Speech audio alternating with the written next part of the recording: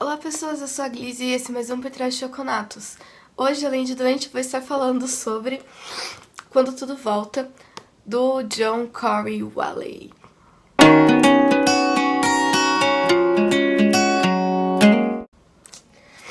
Assim, quando eu comprei esse livro, eu comprei porque eu tinha achado interessante o título.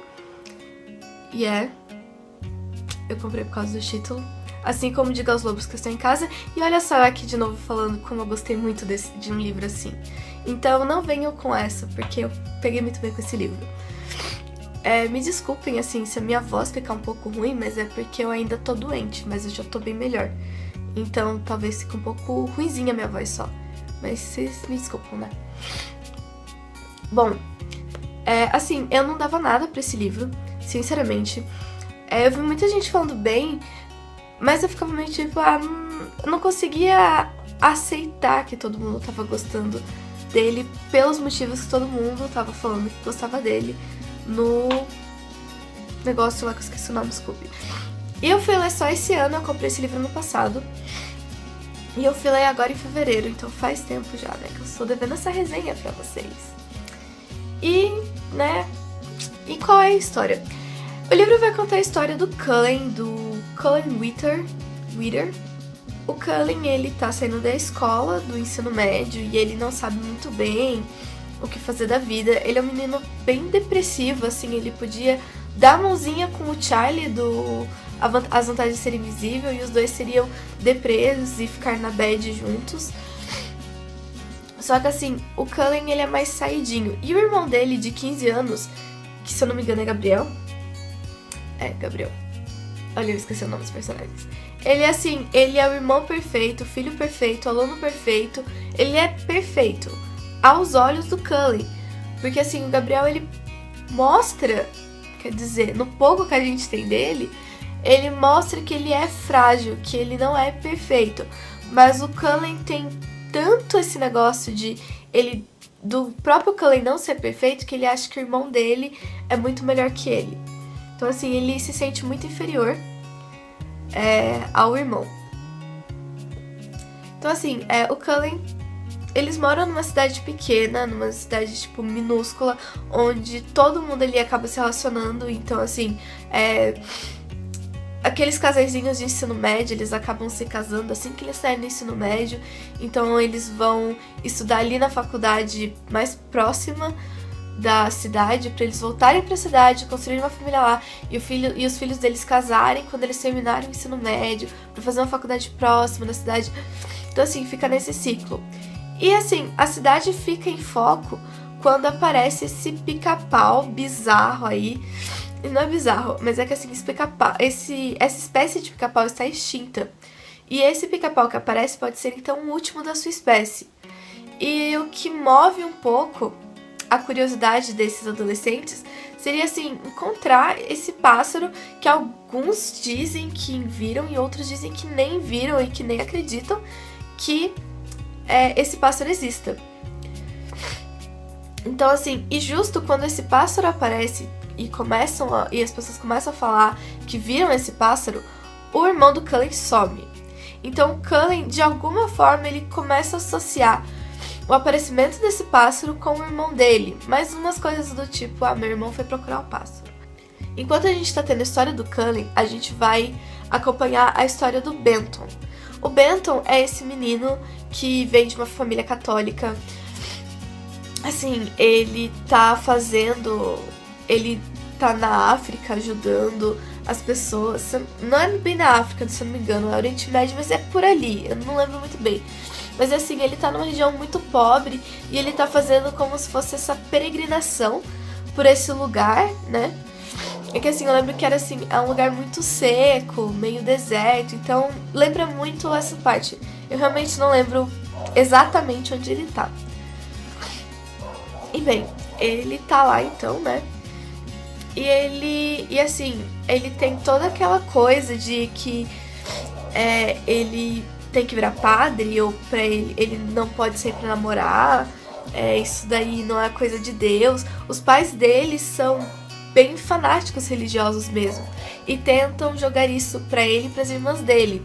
Só que como o Benton, ele começa a ser esse adolescente que quer sair... Desculpa o cachorro.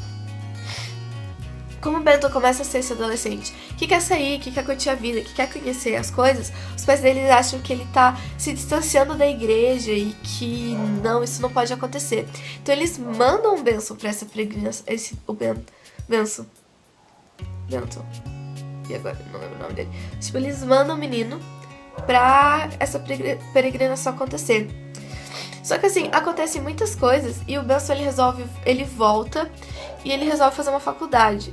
E assim, a gente vai acompanhar bem mais a história do Benson e desse colega de quarto dele. E assim, eu não imaginava nem 10% do que o Benson falava, do que o colega de quarto do Benson fazia e o que ia acontecer com ele.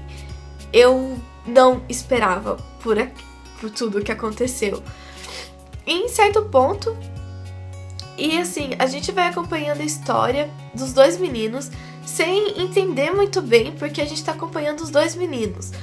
Só que assim, eu não quero dar um spoiler muito grande, porque assim, se eu tivesse lido sobre o livro, sobre a parte, sobre o Benson, eu não teria gostado tanto do livro assim. Então assim, o que eu posso dizer é relaxe, que tudo tem seu motivo.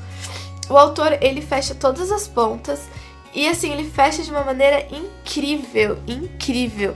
Eu fiquei boquiaberta com o final do livro. Sem brincadeira.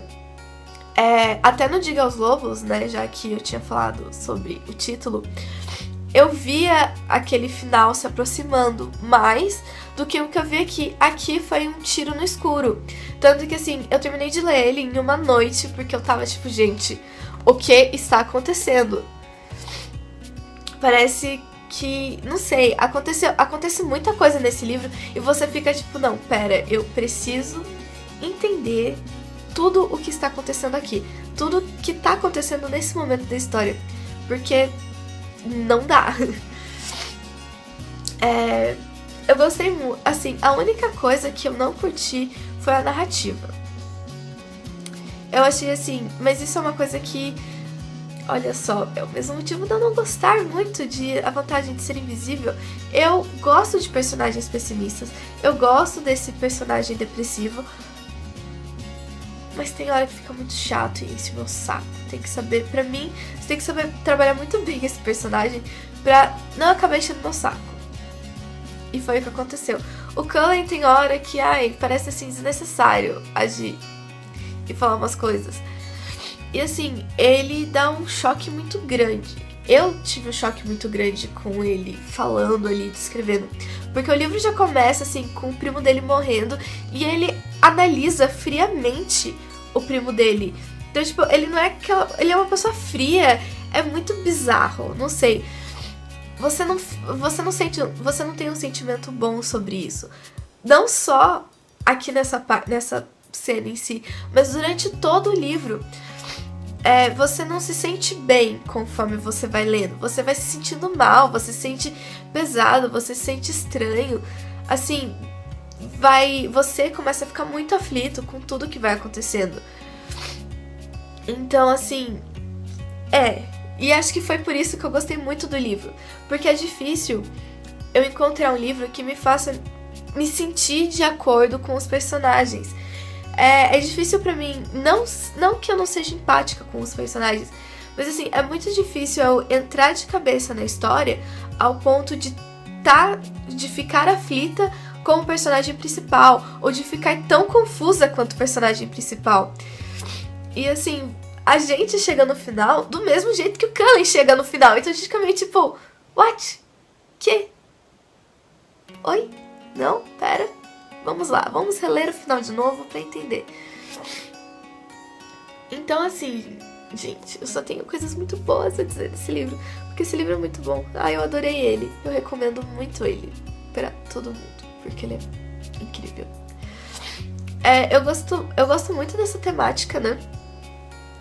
Assim, não sei se eu deveria gostar tanto assim, Mas é que, assim, eu gosto muito de personagens um pouco mais frios, porque ele dá um contraponto muito bom com o que eu gosto de ler, que é mais chiquilite, né? É mais romance. Então, quando eu pego personagens como Cullen, é bizarro. Eu me sinto, assim, eu me sinto fora da minha zona de conforto. Mais do que quando eu leio qualquer outra coisa. E, assim, o jeito que esses personagens tratam, né, o mundo e como eles relatam os acontecimentos da vida deles é muito mais forte do que nesses livros que eu normalmente leio. Ele é um livro curto, ele tem... deixa eu ver... ele tem 220 páginas.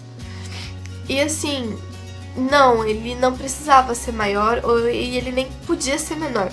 Eu acho que o John Cornwallis, né? Eu acho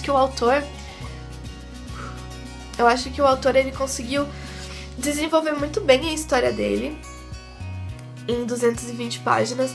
E assim, eu não acho que precise dar mais alguns pontos. E eu acho que se ele desenvolvesse demais a história pra chegar no final, ia ser muito cansativo e eu teria desistido de ler.